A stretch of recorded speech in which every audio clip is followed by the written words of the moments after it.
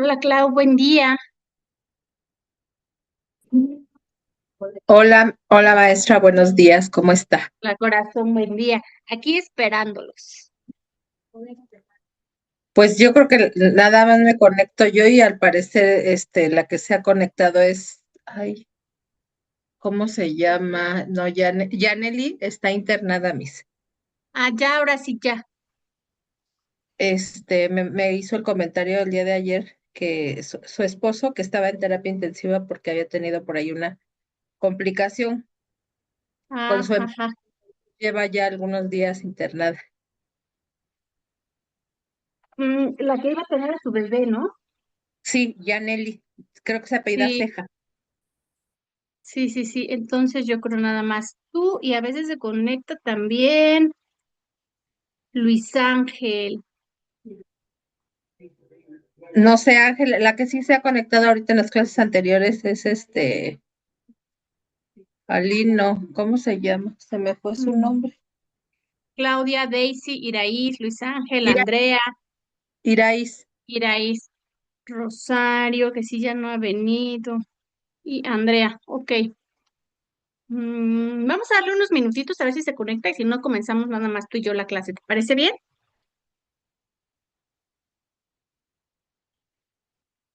Ok, ok, Clau. Mientras voy a prepararte un cafecito, un tecito y unos minutitos. Y ya si no se conecta, Y comenzamos tú y yo. muchas gracias.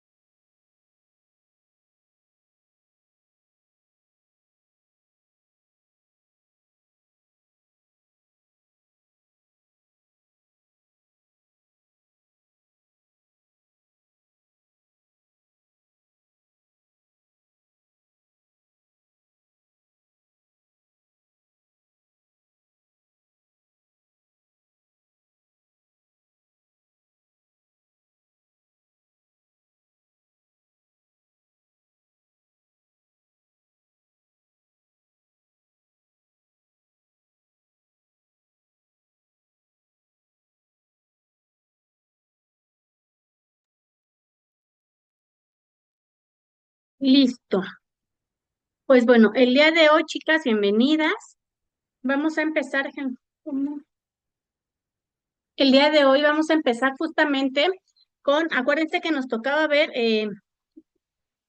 la educación en las reformas educativas que se dan justamente cuando, espérame tantito, estoy buscando un documento. Cuando Andrés Manuel llega al poder, que es un cambio además, sí, importante político, ¿no? Y vamos a ver las diferenciaciones que existen en este momento. Y yo por aquí les había hecho un pequeño cuestionario justamente para saber qué es lo que sabemos. Digo, este cambio ha sido reciente y entonces nosotras estamos un poquito más empapadas de todo este movimiento y estas reformas educativas que se dan dentro del gobierno de Andrés Manuel López Obrador. Y aquí está, ¿no? Y hay que hacer un análisis crítico justamente de esta transformación que se da. Y solo son tres preguntitas, miren. Ay, ¿cómo lo hago, machito? Y, a ver, compartir. Aquí está. Ok, sí, visualizar. Hoy quise trabajar justamente así, abriendo, digamos, la clase con lo que sabemos justamente de este gobierno, lo que hemos vivido, las que estamos, digamos, frente a grupo o que hemos estado frente a grupo de cuando empezaron estas reformas educativas del gobierno de Andrés Manuel López Obrador y ahorita seguimos con el tema. Y entonces lo pueden hacer en su cuaderno, lo pueden hacer en una hojita en Word y van a contestar las siguientes preguntas. Uno, ¿cuáles fueron los principales antecedentes y motivaciones claves que impulsaron las reformas educativas durante el sexenio de Andrés Manuel López Obrador? Dos, describe los cambios legislativos más significativos que se introdujeron con las reformas educativas impulsadas por el gobierno de Andrés Manuel López Obrador, destacando en qué se diferenciaron de las leyes anteriores. Aquí vamos a hacer un pequeño comparativo justamente. Y tres, a ver si se ve aquí, eso, analicen los impactos iniciales percibidos, es decir, de que entró esta nueva reforma educativa, impactó muy duro en la plantilla docente y estos desafíos que surgieron durante justamente esta implementación de las reformas educativas de este gobierno, ¿ok? ¿Les parece si damos unos 10 minutitos para contestar estas tres preguntas? Sí, está bien, Miss. Iraís, ¿cómo vas? Si eres tú la que estaba, Sí, Miss, aquí estoy. ¿cómo vas, corazón? Bien, Miss. ¿Quién era? No, entonces te estoy confundiendo. ¿De qué? La que iba a atender a su bebé. Ah, es Janelli. Ah, ya, Ah, Nelly. Yaneli. Ya te estoy sembrando aquí un bebé, oye. No, no me diga eso. Porque pues, imagínanos, ya cuidamos más de 30 en las aulas. Imagínate, un bebé Uno que más. Mi no pasa pequeño. nada. No, no, Miss. No diga. Ah, ok, ok. Entonces ya no te echo la sal. Entonces, ¿les parece si unos 10 minutitos contestamos y volvemos? Sí, está bien. Ok, las demás, ¿sí? ¿Nos puede compartir el archivo así como en Word para bajarlo, por favor? Ujú, déjame ver. Ay, ¿dónde está? Forma. Lo tengo en PDF. Si quieres, lo puedes transformar con la aplicación de iLove PDF. Sí, está bien, no importa cómo. Lo que pasa es que en mi pantalla no alcanzo a ver la tercera pregunta. Ah, ok. Es más, espérame, déjalo. Voy a hacer un poquito. Ay, ¿dónde está el Zoom? ¿Así?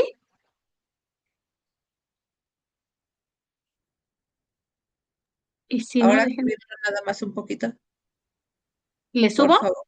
Sí, es Ok. que la pregunta de abajo, la tercera, se tapa. Ahí está ya perfecto. Gracias. Ya no hay Entonces, necesidad con. ¿ya no se los mando? No, ya ahorita le hago una Ah, captura. Bueno, yo ya le hago una captura. perfecto. Las demás sí las pueden visualizar, ¿todo bien? Sí, ya, Miss, todo bien. Ok, 10 minutitos y regresan. Ay, no, le bajé. Ahí ya. Ok, muy bien. 10 minutitos y regresamos con las respuestas.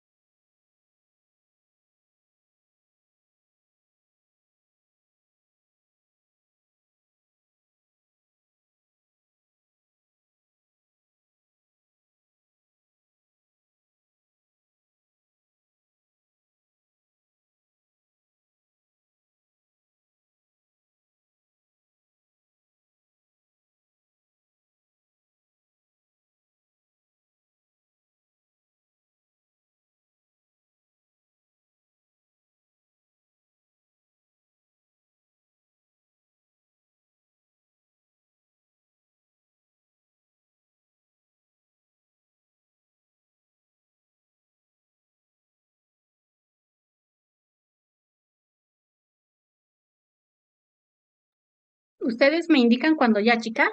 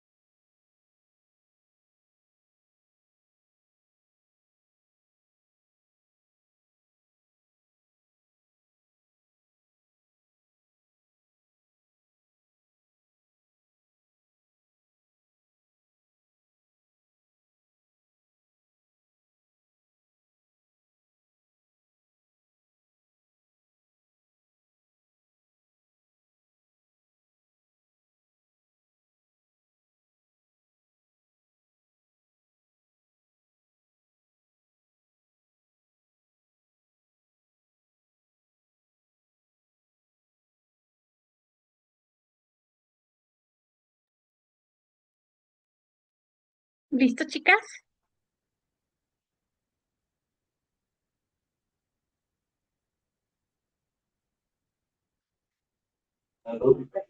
Ya estoy terminando la tercera. Ya Ok. casi. Ah, ok, ok, unos minutitos más, yo aquí sigo.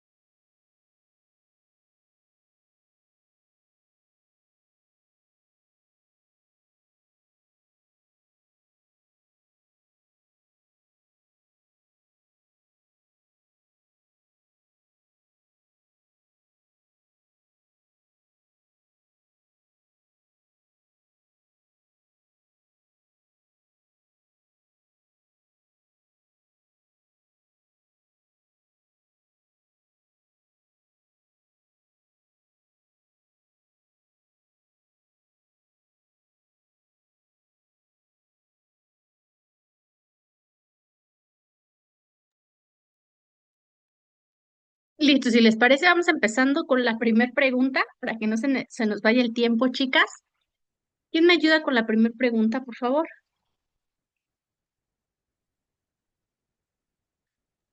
Yo mis. Adelante, corazón. Sí. ¿Cuáles fueron los principales antecedentes y las motivaciones clave que impulsaron las reformas educativas durante el sexenio de Manuel López Obrador? Yo tengo como principales antecedentes la reforma educativa del 2013, que fue durante el gobierno de Enrique Peña Nieto, que se centraba principalmente en evaluación docente obligatoria, y la creación del INEM, aquí me parece, que es el Ujú. Instituto Nacional para la Evaluación de la Para Educación. la presente. Ujú. Otra cosa sería la desigualdad que había en ese tiempo en México, bueno, la desigualdad histórica. Ujú. Otro, rezago y la falta de cobertura suficiente, que no todos accedían a educación media superior y persistía abandono escolar por razones económicas. Otra parte sería la crítica al modelo neoliberal en educación, que estaba orientada a la evaluación estandarizada y a la competencia laboral más que formación integral. Entonces, las motivaciones claves de la reforma educativa eran cancelar la reforma del 2013, revalorizar al docente, garantizar la educación como derecho social, combatir la desigualdad social y construir un nuevo modelo educativo, que es ahí cuando surge la nueva escuela mexicana, que tenía un enfoque más humanista, comunitario e integral. También Excelente. democratizar el sistema educativo, que fomentaba la participación de docentes, padres de familia y comunidad. Es lo que tengo, mis. Muy bien, pues efectivamente, ¿cuál es el contexto de la reforma educativa que se da del 2018 al 2024, justamente en la administración de Andrés Manuel López Obrador, ¿no? Pues lo que hace o inicia en la educación, abrogando la reforma educativa del 2013, ¿no? Y estableciendo así la llamada Nueva Escuela Mexicana, ¿no? La llamada NEM, tras ejes fundamentales, ¿no? ¿Qué incluían estos ejes fundamentales? Pues bueno, incluían la cancelación justamente eh, más que tú me decías que se crea, no, cancelan al Instituto Nacional para la Evaluación de la Educación y revalorizan Sí, al exacto. magisterio, Ah, ok. ¿no? Ujú. Más bien, gracias, Clau. Y revalorización, Realizan. eso. Revalorización docente. Así es, del magisterio, ¿no? Empezamos a ver que también es importante el docente, es parte del docente, pero como un agente de transformación social. Ya lo empezamos a ver como este agente de transformación social, que es importante eh, justamente la labor del docente, ¿no? Y obviamente esta integración de los derechos humanos, porque venimos ya de un rezago educativo, pero fíjense, yo les llamaría así, un rezago humano, humanista donde se empezó a ver cada vez más la desigualdad, el bullying, la poca integración, ¿no? Que se da justamente en las aulas y se empieza a revalorizar justamente esta integración de los derechos humanos, esta igualdad. Yo creo que este sistema se ha catalogado sobre todo por esta igualdad que se quiere dar y esta perspectiva de género en la educación, ¿no? Que sea homogeneizada, que no solo unos pocos tengan el derecho a la educación, sino vamos a generalizarlo. También hay muy pocos sistemas que ayuden a la educación media superior y superior. Se empiezan a crear escuelas orientadas a una educación a nivel superior. Y esto es muy importante porque hay un alcance, fíjense, nos dice que en la actualidad tenemos 34,8 millones de estudiantes, digamos, diferenciado por el 2,1 millones de docentes que existen en México, ¿no? Estos datos no hacen más que reflejar una magnitud que se está dando en el sistema educativo nacional y que obviamente va a impactar en la reforma educativa, ¿no? Se ven unos cambios, o sea, completamente radicales No sé si ustedes han visto, se dan estos cambios completamente radicales de lo que se estaba viviendo en la educación y de cómo empieza Andrés Manuel López Obrador a reformar esta educación. Nos hablan de una excelencia educativa, de una formación integral donde el padre de familia ya tiene que ver en la educación, una formación integral del estudiante donde hacemos esta triada que siempre se menciona, pero muy pocas veces se hace, que es escuela, alumno y padres de familia. Se empieza a reemplazar este concepto de calidad por excelencia, una excelencia educativa, ¿no? Se va a buscar, o lo que se busca en este gobierno es un progreso continuo en el sistema educativo, es decir, que si ya pasaste del preescolar a primaria, sigas estudiando a secundaria, de secundaria, preparatoria y termines una licenciatura aquí en México. Empiezan a ver estos cambios, sí, pero con un sentido humanista. Muchas gracias. ¿Quién me ayuda con el número 2? Por favor, la pregunta número 2. Yo, Adelante, mi vida.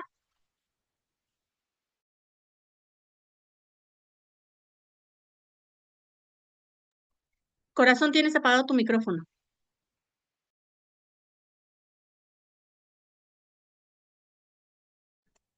sí, voy. Salud. Describe los cambios legislativos más significativos que se introdujeron con las reformas educativas impulsadas por el gobierno de López Obrador, destacando en qué se diferenciaron de las leyes anteriores. Bueno, le llamaron contrarreforma porque rechazó contundentemente toda la ideología que traía Enrique Peña Nieto del 2013. Se, se cambia el enfoque punitivo a un enfoque administrativo centrado en la revalorización del docente y un enfoque social. Se derogan las leyes del servicio profesional docente del 2013. Se crea el sistema de carrera de las maestras y los maestros y desaparece el INE y se crea Mejor Edu. Pero digo, aquí en el tema de la desaparición del INE, la idea de López Obrador quizá era más, o el enfoque que le da era más como político, en el sentido de que si él revalorizaba la carrera de los maestros, sentía que el gremio de la educación, pues iba a estar a favor de su campaña y de sus ideales, ¿no? Yo creo que el tinte político, el interés político que tenía Andrés Manuel López Obrador sobre el gremio del magisterio era más por un interés político que por un interés real disfrazado de esa revalorización de, del docente, ¿no? ¿Por qué? Porque al dejar de hacer exámenes también afectó la preparación y lo que se venía manejando de carreras magisteriales. Digo, se pudo haber mantenido, a lo mejor con algunos ajustes, pero no desaparecerlo y decir, bueno, ya no hay problema, si estás preparado o sabes o no sabes, no hay problema, tú puedes seguir dando clases para la eternidad, ¿no? Entonces, pues sí, sí afectó esa parte. Bueno, por lo menos a mí se me hace una problemática lejos de un beneficio. Se establecieron los principios de la nueva escuela mexicana en la Ley General de Educación del 2019 y la reforma anterior se centraba en la calidad y estandarización educativa. La nueva reforma sustituye calidad por excelencia y enfoca la educación a la equidad, inclusión, pluriculturalidad, civismo y humanismo. Además, se incluyó la educación inicial como obligatoria. Ok, Eso muy es todo. buena observación, Clau. ¿Por qué? Porque efectivamente no todos los gobiernos de cierta forma tratan el magisterio son muchísimos, muchísimos votos, ¿no? Y entonces empieza este movimiento histórico-cultural llamado populismo. Mientras yo tenga bien a la gente, puede ser que entonces me acepte más y además que viene de una izquierda completamente radical, radical donde quita todo, absolutamente lo que se hace en el gobierno de López Obrador, quita absolutamente todo lo que está atrás en cuanto a la educación y entonces, ¿no? Viene justamente esta nueva escuela mexicana. ¿Cuáles son los pilares de esta nueva escuela mexicana que muy pocos docentes al principio entendíamos y que seguimos tratando de desenmarañar el hilo de hacia dónde quiere que llevemos que se lleve la educación aquí en México, ¿no?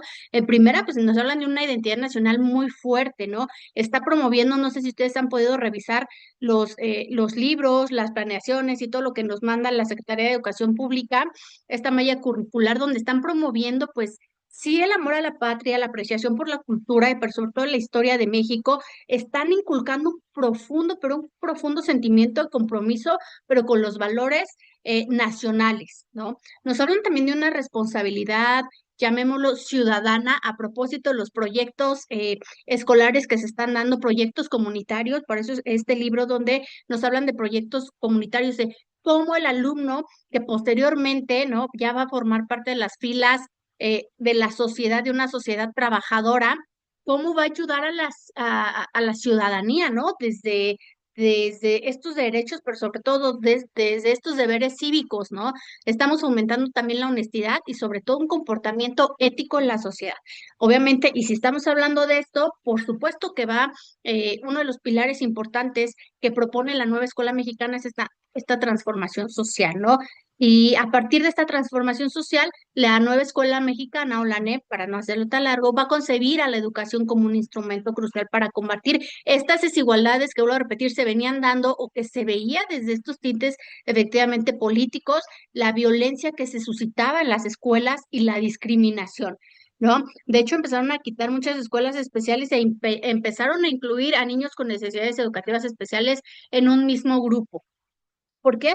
Porque de cierta forma, al querer tener esta transformación social, pues se buscaba promover esta justicia social y un bienestar colectivo, ¿no? Siempre como que en pro del colectivo ha estado la NEM, o para eso al menos se cree que se crea y sobre todo el respeto a la identidad. Ya lo sé, su compañera, se va a adoptar este enfoque muy humanista, el poder revalorizar eh, la ética de la sociedad, cómo vivimos como seres humanos, ¿no?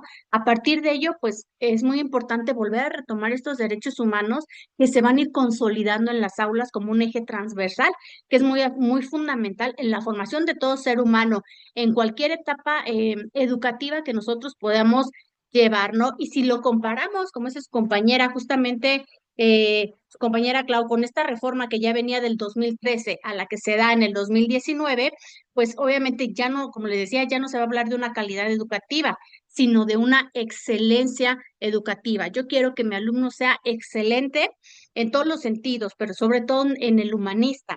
En cuanto a la evaluación docente, ¿no? Quitaron esta permanencia punitiva de la evaluación docente y ahora nos hablan de una diagnóstica. Solamente nos quedamos en la evaluación diagnóstica que habla de una mejora profesional.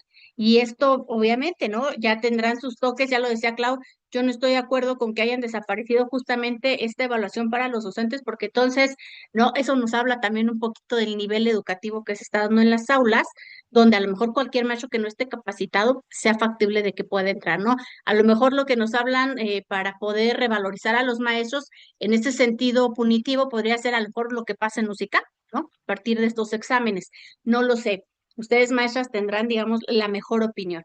Y como ya les había dicho, va a desaparecer el INEE, que era este, era una organización autónoma y viene Mejor Edu, ¿no? Que es una instancia descentralizada. Mejor Edu que nos manda, digamos, esta parte evaluativa de cómo va la educación en México en diferentes niveles. Además, el enfoque pedagógico cambia. ¿Por qué? Porque con la reforma del 2013 hay una competencia globalizada, una competencia global. Siempre estamos compitiendo y de hecho así trabajábamos no sé, maestras, ustedes no me dejarán mentir, así trabajamos las planeaciones, ¿no? Te decían competencias, ¿no? Y lo tenías que poner, qué competencias estabas formando con tu alumno en esta clase, ¿no? Y ahora lo cambian por el humanismo, ¿no? Una comunidad NEM, donde ya te hablan, bueno, ahora qué campo formativo vas a estar utilizando, ¿no? Y por último, la educación superior en la reforma del 2013 no era obligatoria. Para la reforma del 2019 se convierte en obligatoria, gratuita, aunque muchos me dirán, bueno, maestra, es que no todos entran hay muy pocos lugares, ¿no? Hay muy pocos lugares en la educación, pero al final del día se vuelve obligatoria y sí se empieza a trabajar, sobre todo con las universidades. No recuerdo ahorita el nombre de las universidades que se empiezan a gestionar en este gobierno, lo voy a buscar, pero ya están operando sobre todo en estas áreas humanistas, ¿ok? Y en ese sentido les decía, ¿no? El rol de la UCICAP a propósito de la revalorización, ¿no? Del magisterio, pues obviamente, hay diferentes, no sé si ustedes maestras ya han tenido la oportunidad de participar justamente en estos exámenes de UCICAM, ¿no? Hay diferentes niveles, desde admisión, promoción vertical, promoción horizontal, el reconocimiento y la nota crítica. Estas evaluaciones que te van dando y que te permiten seguir avanzando en los puestos bueno, en los puestos laborales educativos y donde esto te puede abrir un amplio panorama de lo que es la educación, ¿no? Y que se siguen participando, no me hagan caso, se rumora, ya saben, como siempre, que UCICAM este año ya va a desaparecer y habría que esperar, ¿no? Entonces, ahora, ¿cómo vamos a contratar a los nuevos docentes? ¿A partir de qué se les van a estar otorgando las plazas? Y luego todavía se vuelve, ¿no? Justamente con tintes políticos, como ya lo decía su compañera Claudia, y entonces, ¿cómo vamos a contratar al docente? ¿Cómo se va a revisar que efectivamente cuente con las características necesarias para estar frente al grupo? Más allá que yo siempre lo he dicho, a mí me da mucho pendiente de cómo es que estamos contratando a los docentes o a partir de qué se les contrata, ¿no? Ah, bueno, ya tienes un puntaje, ¿cómo le haces?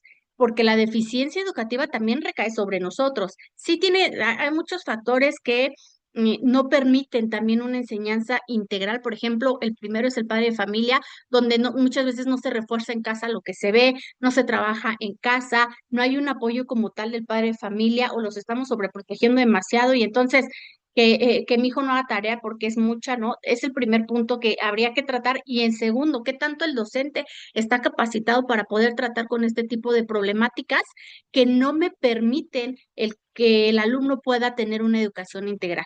Qué difícil, maestras, ha sido todos estos cambios, qué difícil el que la política no esté directamente ligada a la educación, donde no podamos ser un organismo que actúe por sí mismo, que podamos decir nosotros como docentes que hemos estado frente al grupo y que hemos vivido esta transformación educativa en, en varios lapsos políticos, podamos a lo mejor emitir nuestras dudas, emitir nuestras opiniones acerca de lo que sería necesario que se implementara directamente en la Secretaría de Educación Pública, que de verdad no tuviera tintes políticos, ¿no? A lo mejor haciendo una comparación, ¿se acuerdan cómo empezamos la educación, la Nueva España con el adoctrinamiento y que solamente hablábamos de religión?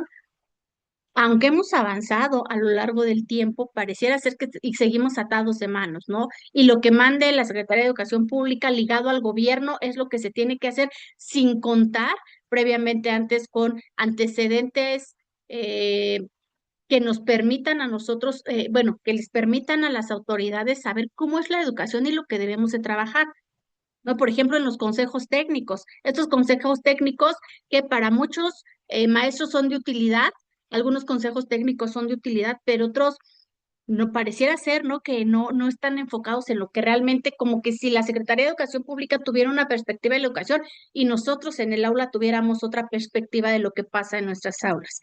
Yo siempre lo he dicho, a lo mejor a mí me gustaría que en un consejo técnico nos mandaran a psicólogos que me permitan entender cómo funciona un niño autista, por ejemplo, cómo aprende un niño eh, con una necesidad educativa especial, que me dijeran qué es lo que tengo que hacer.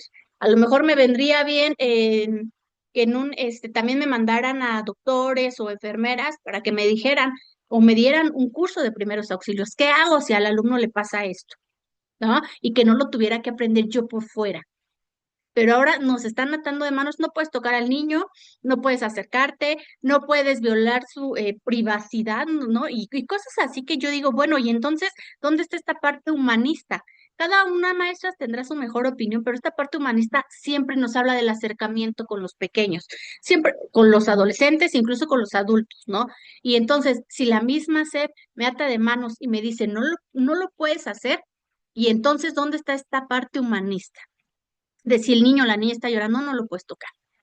no le puedes dar un abrazo, no puedes hablar de ello, no puedes preguntarle absolutamente nada, que no puedes meterte en la vida privada de los alumnos. Imagínense, más allá de que sea un organismo, y esto ha pasado por muchos años, no nada más en este periodo de Andrés Manuel López Obrador, por muchos años ha pasado que la Secretaría de Educación Pública, no sé si quienes están al frente de ella no han tenido más bien, ¿no? Este trato directo con los alumnos, no han estado frente al grupo y entonces toman decisiones netamente administrativas que a nosotros como docentes nos frenan y nos frenan mucho. No sé si ustedes han estado frente al grupo y de repente decimos, es que, o los padres de familia, ¿no? ¿Usted por qué le habla hacia mi pequeñito, ¿no? O por qué lo pone a hacer planas, ¿no? Que desconocen la parte de cómo se trabaja. Eso merma mucho el trabajo del docente frente al aula.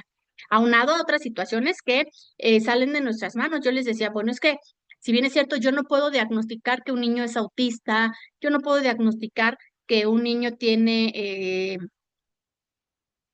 ay, se me fue, trastornos de ansiedad, yo, pero al menos a partir de lo que observo puedo identificar que el niño no le está pasando algo y lo tengo que inmediatamente reportar a dirección para que le hagan una valorización. Muchas veces el padre de familia también se niega, ¿no? Ese es otro obstáculo muy grande que tenemos y aunque en esta nueva reforma educativa nos hablan de que estemos integrando al padre de familia a la educación, muchas veces no es tan fácil como decirlo. ¿Por qué? Porque no sabemos si el niño vive con mamá, nada más, o con papá, o con los abuelos, o con los tíos. No sabemos el entorno en el que esté pasando. En el COVID nos pasó, cuando hubo el COVID, nos pasó una situación muy complicada en nuestras aulas porque muchos padres de familia murieron, ¿no? Eh, Muchos padres de familia se quedaron sin trabajo. Muchos contextos muy diferentes que nos pasaron, entonces nos tuvimos que acoplar a estas situaciones de entrada desde, ay chicos, ya se nos pasó la clase. Retomamos la última pregunta, la siguiente clase, ¿les parece? Y ya terminamos con este tema de Andrés Manuel López Obrador. ¿Tienen alguna duda súper rápido, una pregunta súper rapidísimo? No, ninguna, gracias. Ya terminamos, les prometo la siguiente clase con la siguiente pregunta. ¿Sale? Las dejo, que tengan un excelente fin de semana. Gracias, Gracias igualmente. hasta luego.